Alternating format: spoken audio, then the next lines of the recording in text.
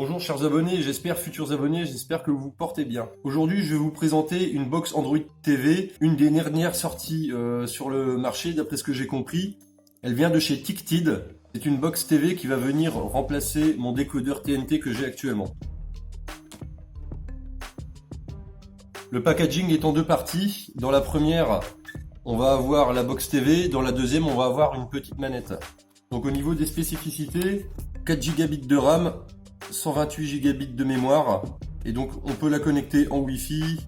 Et elle est sous Android 10.0. Donc d'après mes petites recherches, c'est une des dernières qui est sortie. Et je suis peut-être le premier à la tester. Donc au niveau de la taille, 18,5 par 13. Au niveau du poids, on ne dépasse pas les 600 grammes. Donc d'après ce qu'on peut voir sur la boîte, il y aurait déjà quelques applications qui seraient installées.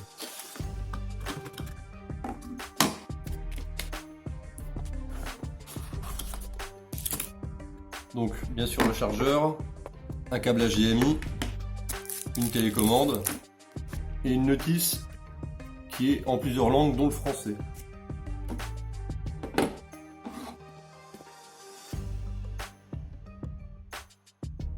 Donc ici on a un emplacement TF pour une petite carte, l'entrée pour l'alimentation, le RJ45 pour pouvoir brancher sur internet, le port HDMI, AV donc auxiliaire et deux ports USB. On a 98 grammes, ce qui est vraiment ridicule. Ensuite, on a la manette, le clavier manette. Donc il est en QWERTY. D'ici quelques semaines, voire un mois, il devrait sortir sa version en AZERTY, qui est déjà disponible sur certains sites, mais il va le proposer en option. Donc là, ici, on a le port de rechargement. À l'intérieur, donc on a la batterie. On a le petit port ici pour pouvoir le brancher dessus, j'imagine. Donc on va le brancher directement sur la box. Voilà. Et donc la manette, donc comme je disais, qui est en QWERTY, on va l'allumer. Il y a un petit bouton là ici donc pour recharger. Là on a le bouton on/off. Donc on va la mettre sur le côté pour le moment. On va déjà s'occuper de brancher la box. Il y a des câbles USB avec. Un câble USB en tout cas. Donc celui-là il fait à la fois rallonge et ici pour pouvoir le recharger. Alors après quelques tests, je n'ai pas réussi à connecter la manette directement comme il était prévu dans la notice, qui disait qu'il fallait mettre le dongle et ça devait faire un appairage automatique. J'ai essayé plusieurs fois, j'ai pas réussi. C'est que j'ai utilisé le câble qui est fourni avec. D'un côté, j'ai rajouté le dongle et je l'ai branché à la manette et là ça fonctionne. Donc une fois que c'est branché dessus, ce qu'on peut faire, on peut débrancher la manette, parce que ce serait un peu dommage d'avoir une manette et de ne pas l'utiliser en tant que manette. Et là, comme vous le voyez, ça marche. Donc on va faire une petite recherche. Alors j'ai une connexion internet qui est vraiment désastreuse, avec une 4G box qui fonctionne vraiment très mal.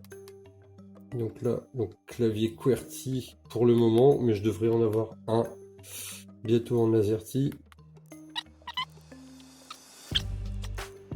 Et on arrive sur une chaîne super cool quoi.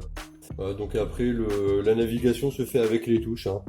Ici à droite pour pouvoir se balader et pour pouvoir augmenter le son suivant, etc. c'est plus sur la gauche. À droite ici on va voir le son. Donc ça marche bien. Vidéo suivante. Voilà. Donc après il y a certainement plein de fonctions qui sont prévues avec, mais là c'est vraiment une présentation succincte. Le bouton Home.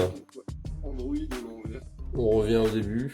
Dans les applications qu'on a dès le départ, donc on a YouTube, Netflix, le Play Store, Firefox, Wallpaper, donc les petites images à mettre dans le fond. On peut aller voir rapidement ce qu'il y a dedans. Celui-là il me paraît sympa. Donc pour l'instant moi j'ai rajouté NPerf.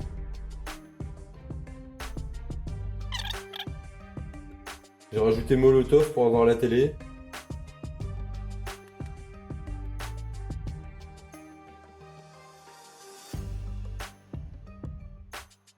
Alors là, le temps que ça charge un petit peu, l'image elle est un petit peu dégueulasse, mais ça va revenir après.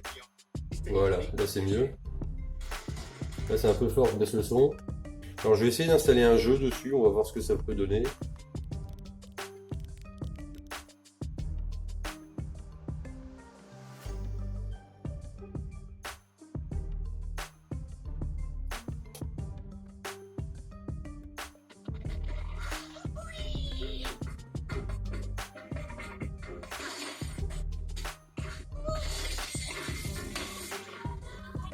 Voilà, donc j'espère que ce petit test vous aura plu. C'était donc une box Android de chez Tictid avec 128 Go de mémoire et 4 Go de RAM.